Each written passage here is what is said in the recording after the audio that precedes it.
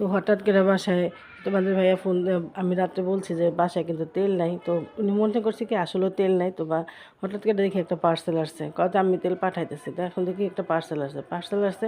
তো এখন খুলে দেখি যে এটার ভিতরে তেল, চা পাতা, তারপর হুইল পাউডার, 2টা গায়ের সাবান, একটা ব্রাশ, এগুলি পাঠাইছে।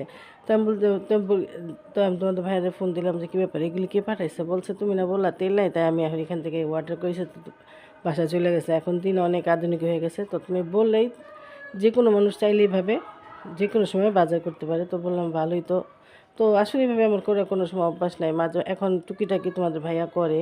তো এই তো হ্যালো এভরিওয়ান, আসসালামু আলাইকুম, সবাই কেমন আছো? আলহামদুলিল্লাহ আমরা ভালো আছি। তো চলে আসলাম নতুন একটা ভিডিও নিয়ে। তো এই তো আমাদের ইয়ামিন পড়াশোনা করতেছে, তো দুষ্টামি করতে করতে একটা পার্সেল এসে পড়লো। তো এই তো সে খুব পড়াশোনায় মনোযোগী, আর ওর শরীরটা খুবই খারাপ, আজকে 3-4 দিন যাবত জ্বর। তো তোমরা সবাই দোয়া করো ওদের জন্য।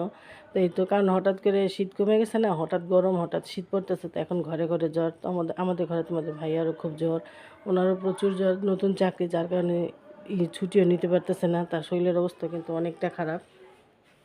তো পরে চাকরি করলে আসলে যা হয়, ভালো শরীর ভালো হোক বা বন্ধ হোক, চাইলেই কিন্তু ছুটি কাটানো যায় না। তো আগের অফিসিয়াল একটা কথা ছিল, অফিসটা একেবারে নতুন, তো এই জন্য তার কাজে কিন্তু জয়েন করতেই হয়েছে। তো এখানে রান্না করতেছি আমি, আজকে রান্না করবো পাঙ্গাস মাছ।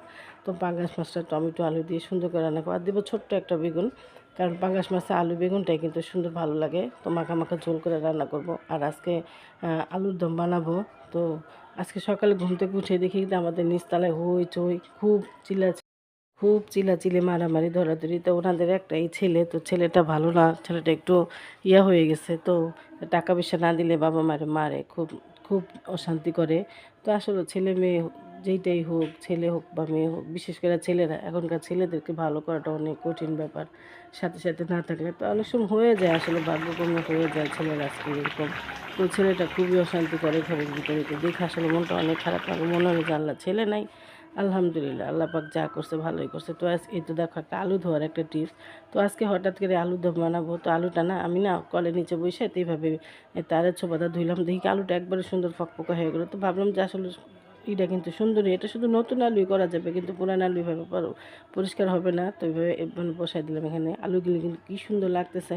তো এই তো, তো এখন বানাবো আলুর দম বানাবো। বিকালবেলা আসলাম আবার তোমাদের সামনে, তো আলুর দম, তোমাদের ভাইয়া আলুর দম খাবে, তো ভাবছি বানায় রাখি, সে আসলে খাইতে পারবো। তো এই তো, তো এইখানে আলুর দম, আলুগুলি আমি এবার একটু কাইটা নিয়েছি। তো এখানে কাঁচামরিচ, পেঁয়াজ, তারপরে টমেটো, এগুলি কাইটা নিয়েছি। তো এখন এই তো আলুর দমটা বসাই দিব। তো আলুর দম কিন্তু আসলে ভালোই লাগে, এটা কিন্তু আমার শাশুড়ি, তো সেদিন বলতেছে তোমাদের ভাইয়া যেভাবে আমার আম্মা আলুর দম করতো ভালো লাগতো। তো আমিও চেষ্টা করলাম যে তার মতো করতে পারি কিনা। তো সে খায়া বলতেছে যে একের সেম আমার মায়ের হাতের মতোই হয়েছে।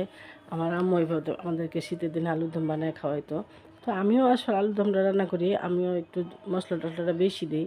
তো আজকে একটু মশলাও কম দিছি, তেলও কম দিছি। তো বলতেছে না, ও তো মেয়েরাও বলতেছে আম্মু দাদু যেভাবে রান্না করতো সেভাবেই হয়েছে। তো যাক, খাইয়া একটা জিনিস রান্না করলে আসলে ঘরের সবাই যদি খাইয়া তৃপ্তি পায়, সেটাই কিন্তু আসলে আসলে ই। তো এইভাবে রান্না করলাম। তো এখন এটা দিয়ে কিন্তু রাতে সন্ধ্যার সময় খাওয়া হবে মুড়ি ভর্তা। তোমাদের ভাই আজকে তাড়াতাড়ি চলে আসবো, ওনারও শরীরটা ভালো না, তো তো সন্ধ্যায় আসলে একটু মুড়ি ভর্তা খাওয়া হবে। তো আমাদের ঘরে কিন্তু মুড়ি ভর্তাটা একটু বেশি চলে, বিশেষ করে উনি থাকলে। আর আমরা বাসায় থাকলে যে যেটা খাই সেটাই আনিয়া খাই বাইরে থেকে, বা ঘরে বানায় খাই। আর উনি হলো মুড়ি ভর্তাটাই পাগল, মুড়ি ভর্তা ছাড়া উনি কিছু খাইতে চায় না। তো মুড়ি ভর্তাটা, তো এখানে আমার মুড়ি ভর্তাটা হয়ে গেছে। আর এখানে মুড়ি ভর্তার উপর ডেকোরেশন করার জন্য টমেটো, পেঁয়াজ, লেবু কাইটে নিছি। তো এখানে মুড়ি ভর্তাও রেডি হয়ে গেছে। তো আসলে যে যেটা খাইতে পছন্দ করে, তো যেহেতু উনি সপ্তাহে একদিন বাসা থাকে, ওনার পছন্দ মতো খাওয়ার চেষ্টা করি। তো এই তো, তো প্লিজ ভিডিওটা দেখা, ছোট্ট একটা লাইক দিয়ে ভিডিওটা দেখবা, আর একটা ছোট্ট কমেন্ট করে যাবা। তো ভিডিও আসলে একটা কমেন্ট করলে আসলে ভালো লাগে, আর না করলে বা না দেখলে আসলে এটা অনেক খারাপ লাগে। ভিডিও তো চলছেই কচ্ছপের মতো আস্তে ধীরে, তো যাক আস্তে ধীরে চলতে থাক। আল্লাহ বলছে ধৈর্যের নাকি মেয়া ফলে, তো আলে সেই অপেক্ষায় আছি। তো মুড়ি ভর্তা খাইতে খাইতেই তো আমরা মুড়ি ভর্তা খাইতেছি এখানে সবাই। তো বলতেছে আমার মায়ের কথা, গতকালকে শুনে আসছে আমার মায়ের শরীরটা নাকি অনেক খারাপ। তো হঠাৎ ফোন আসছে বাসায়, মায়ের অবস্থা খারাপ, তাড়াতাড়ি আসো। তো মুড়ি ভর্তা খাওয়াও শেষ হয়ে গেছে, তারপর সাথে সাথে দৌড়ে গেলাম মার বাসায়। তো যাই দেখে আসলে মার অবস্থা অনেক খারাপ। তো ওনার হাই প্রেশার, বাইরে ঘাড়ের রোগ একবার ফুলে গেছে, বুঝতে পারে নাই। তো সাথে সাথে প্রেশারটা মাপাইতে বসে কতগুলি তেঁতুল খাইছে, তো তার অবস্থা খুবই খারাপ। তো সবাই দোয়া করবে আমার বাবা মায়ের জন্য। তো আজকে ভিডিও এখানে